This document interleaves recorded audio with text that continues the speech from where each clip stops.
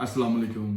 IELTS की writing में बच्चों के जो बैंड्स हैं वो कम क्यों आते हैं, बहुत ही बड़ा सीक्रेट है। मैं अभी आपको बताने लगा हूँ इस वीडियो में। ध्यान से एंड तक वीडियो आपने देख लेनी है, आपके ग्रेड्स आपको अपग्रेड हो जाएंगे।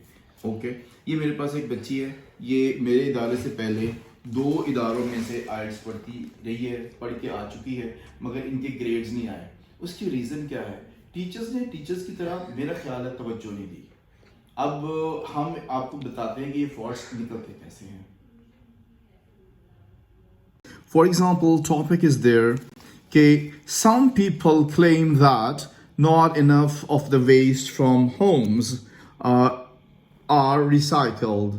Homes is recycled.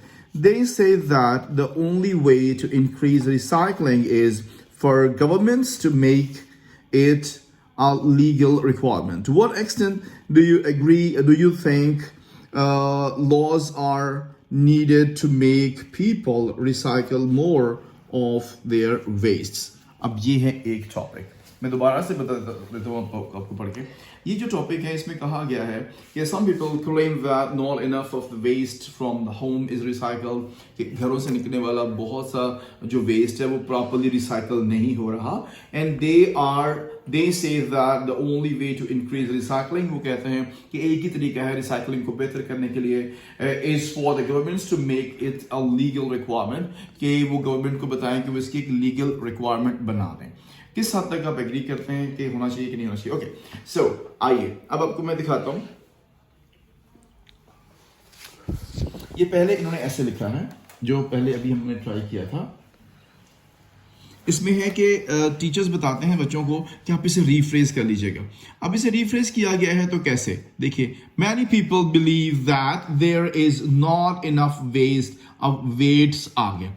From home for recycling is a smoldering issue of today's environmental life, whereas they say that numerous ways increase। अब इसमें ग्रामर की गलतियां देखिए कितनी बढ़ रही हैं। अब पहले में ही ग्रामर की गलती आ गई, यहाँ पर वेट्स की स्पेलिंग की गलती आ गई, स्मोल्डरिंग आ गया। whereas they say that numerous ways, अब वेज के बाद, अब यहाँ पर वेज है, वेज के बाद कोई भी हेल्पिंग वर्ब नहीं लगा और डायरेक्ट ही इंक्रीज लगा दिया गया। Recycling such as administration have to make some laws and regulations of recycling. अब लॉज और रेगुलेशंस फॉर रिसाइकलिंग होना चाहिए था। I am supporting this. अब आई एम सपोर्टिंग जो सिंपल है ये इनफॉर्मल की तरह चला गया। अब ये सारे का सारा पैटर्न 2 जगहों पे इन्होंने पढ़ा है और इन्हें गाइड ही नहीं किया गया। तो बच्चों के नंबर कैसे आएंगे? First of all, government have to make advertisements on recycling. अब एडवर्टीजमेंट्स ऑन रिसाइकलिंग तो नहीं होता, एडवर्टीजमेंट्स ऊपर रिसाइकलिंग के। उर्दू में बच्चे सोचते हैं इसलिए ऐसा लिखते हैं। अब मैं बताता हूँ, फिर इनको गाइड किया गया तो दोबारा से लिख के लाई हैं, तो फिर देखिए प्रॉब्लम फिर खराब हो गई। रीजन क्या है कि बच्चों को कहा जाता है रीफ्रेज करें और रीफ्रेजिंग सिखाई नहीं जाती। अब दोबारा इन्होंने ट्राई की है तो nowadays more than million tons of waste are being producing from our homes and some people believe that homes are not producing enough waste for recycling। अब यहाँ पर तो एक तो ये being के बाद ing नहीं आ सकता प्रोड्यूसिंग का, दूसरा सेंस ही चेंज हो गई।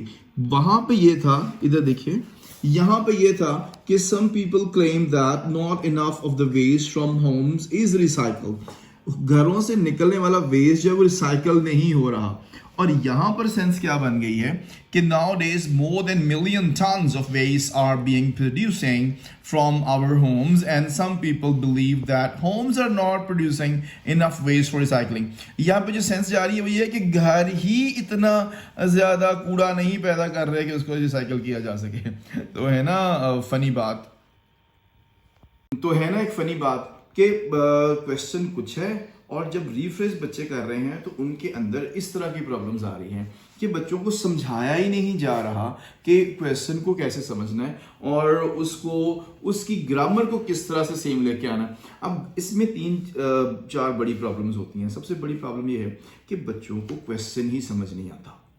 अगर क्वेश्चन ही समझ नहीं आ रहा तो वो कहते हैं ना सवाल गंदम जवाब चना उर्दू में, तो ऐसे हो जाता है। तो आपने इसके लिए क्या करना है, मैंने फिर बच्चों को बताया है कि always read the statement 3 times and divide the question into its postulates.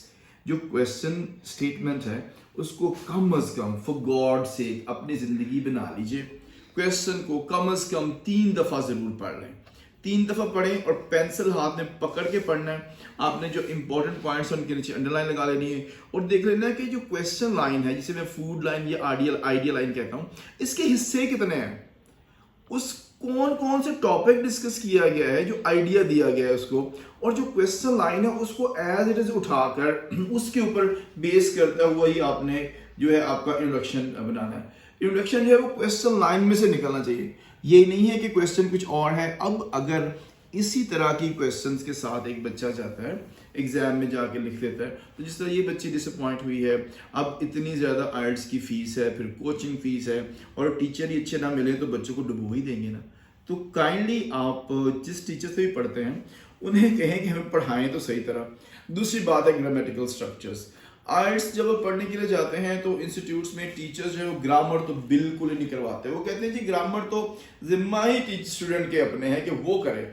अब हमारे इंस्टीट्यूट में स्टूडेंट्स को एक टीचर ग्रामर कराता है और वो ग्रामर को ये गली मोहल्ले से उठा के तो आइल्ट्स के रिक्वायर्ड ग्रामर पर लेके जाता है। फिर हम कोशिश करते हैं कि स्टूडेंट्स को नेक्स्ट स्टेप के अंदर उन्हें एक्सेंट और प्रोनाउंसिएशन भी करवा दें, अमेरिकन और ब्रिटिश, क्योंकि भाई आइल्ट्स में उसने वो इंटरनेशनल एक्सेंट सुनना है, यहाँ पर तो देसी एक्सेंट सुन रहे हैं। इवन टीचर्स भी क्या कहते हैं, बच्चा बाहर खड़ा है उसे कहती हैं टीचर या टीचर उर्दू में जो एक्सेंट है वो ऐसा होता है, come here, what are you doing, go to your class. English तो ऐसे होनी चाहिए, come over here, what the hell are you doing, gonna go back to the class, got it? English की टोन एक स्टाइल डेवलप करना, बच्चे के कान में बजेगा, उन्हें समझ आएगी तो वो आइल्ट्स में के लिस्टिंग में कोई अच्छे नंबर लेगा। इस तरह